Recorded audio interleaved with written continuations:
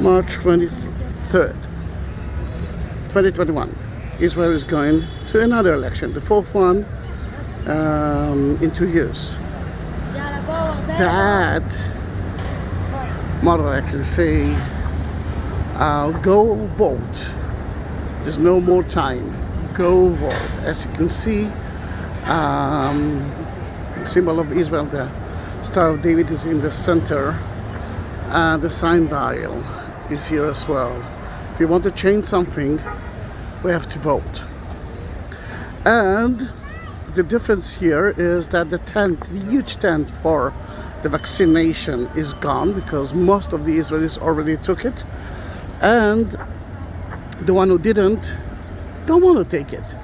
Then for them, we left there the tent for coronavirus check. And I hope that they won't use it. It looks so empty, and the situation is in Israel is not bad at all, I must say. But go vote now. Rabin Square, the municipality of Tel Aviv.